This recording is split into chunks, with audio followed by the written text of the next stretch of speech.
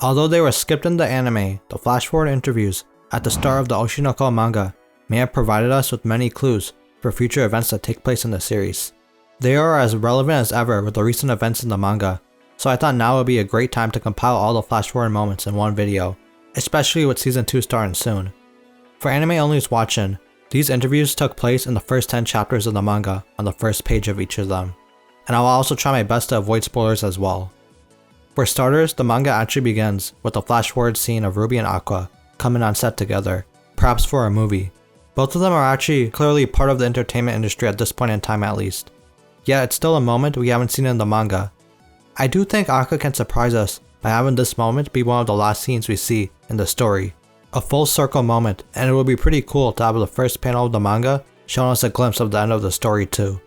But now we can get to the interviews. The first one we get is with Ruby in the first page of chapter 2, and she's asked about how she feels about challenging her first acting job. Ruby answers by saying every time she does an idol job, she thinks of it as a challenge too. Ruby is in a cheerful mood as well, as she says life is all about challenges. Judging from the question and answer, we can determine that this is likely during the first movie Ruby has ever been a part of, during her time as an idol. However, she has also been an idol for quite some time as well. The interviewer responds by telling Ruby she seems confident, and Ruby closes her eyes, still smiling, as she says she's sure it'll work out somehow.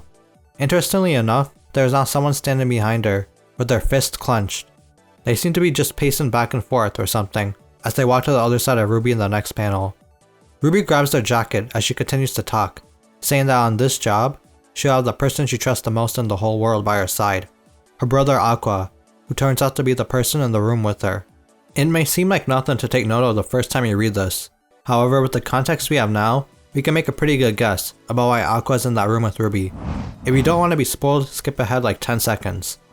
But the person interviewing Ruby is actually their own father, Hikaru, and there's no way Aqua will leave Ruby alone with that dangerous man. I'll just leave it at that.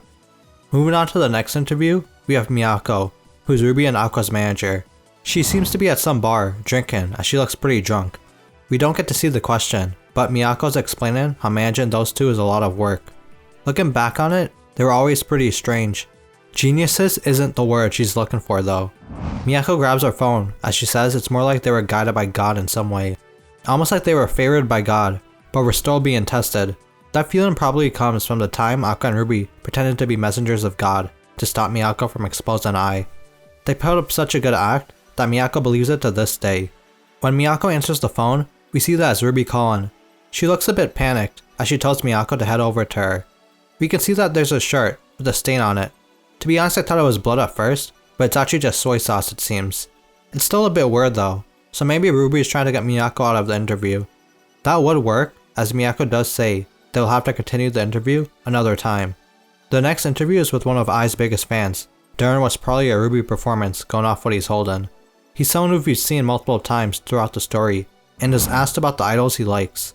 There's been a few over the years, but Ai from Bikomachi definitely has to be on his list. We see him reminiscing as he says Ai was always popular in otaku circles, but it was after a certain video when she got really popular, the one with the baby twins in it. They were so into Ai, he wonders if they're in high school now, and what they're up to these days. The video he's referring to is the one where baby Aqua and Ruby were seen wildly cheering for Ai, bringing out her true smile.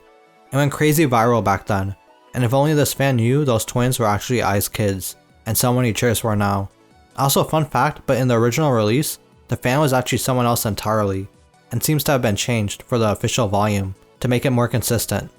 Now the next interview is with director Gotanda, and the interviewer starts by mentioning that he was nominated again for another director's award. However, Gotanda doesn't seem to be pleased, as he says that's not something to congratulate him for. He's already expected the internet to mock him for getting passed over for the 7th time. Bro can catch a W there, and just wants to get one already. The name of the movie he's being interviewed for is also The 15-Year Lie. If you know, you know. Gotanda is then asked to describe the movie, and he says that's a script that basically fell through years ago, and he brought it back himself recently. He mentions that a brilliant scriptwriter has polished it into a universal story that will be just as relevant for the modern audiences. This interviewer has also heard that he's worked with the main cast since they were children. Gotanda says that he's been watching them since they were in diapers, and that they're basically his grandkids. Well, I'd say he spent a lot more time with Aqua, but that still shows how much he cares for the twins. Then for the last comment, Gotanda walks away, as he said this movie is dedicated to Ai. Kana is the next to be interviewed, and the interviewer states that she has the reputation of being a genius actress.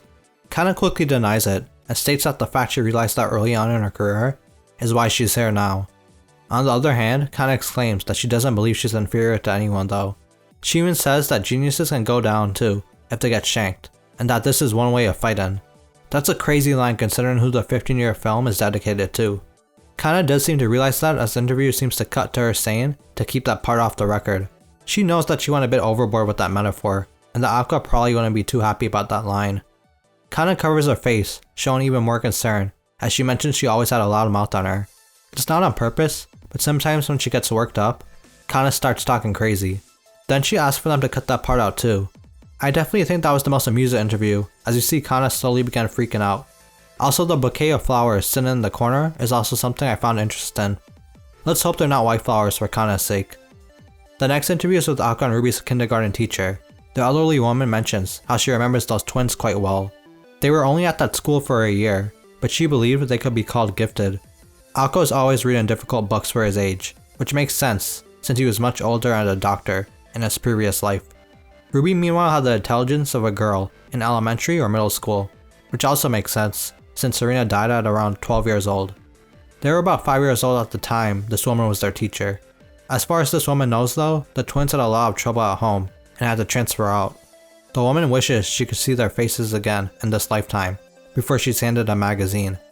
Going off her reaction, the magazine probably has images of Ruby and Aqua in it.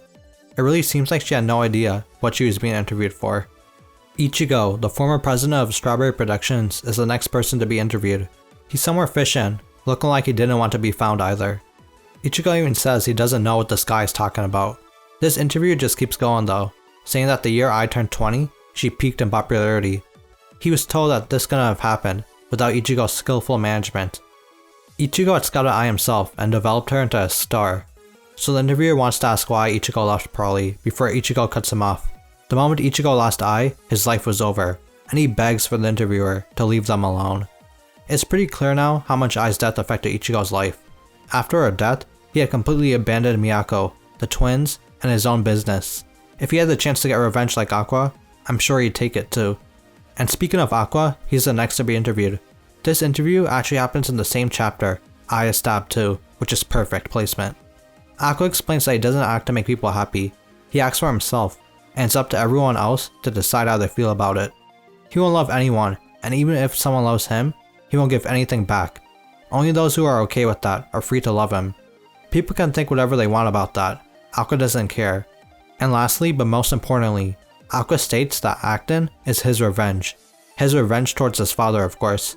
If you don't read the manga, skip ahead like 15 seconds, cause I'm gonna say some more spoilers real quick.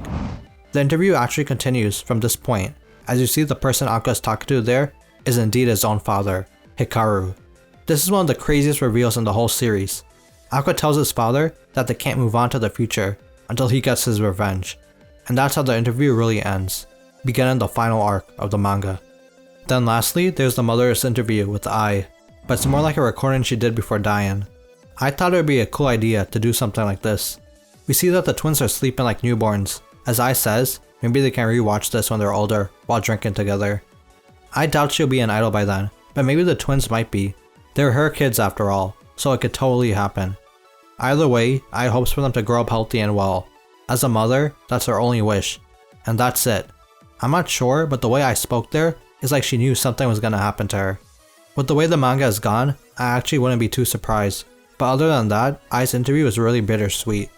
She at least had some final messages to give to her children after her death. Either way, I actually really like how Aqua included these flash-forward interviews in the first 10 chapters. Great foreshadowing, and it's a shame the anime skipped them. Although it does make sense pacing-wise for the anime, I guess. It makes me wonder how the anime will include the interviews if they decide to adapt them. I do think they'll be more important down the road, so I could see them adding an interview in the beginning of certain episodes. But yeah, do y'all think the anime should add the interviews? And did y'all get any theories after reading them? Let me know in the comments, and as always, thanks for watching. If you enjoyed the video, please drop a like and subscribe. I got some more Oshi No Ko content here too that you can check out. Peace.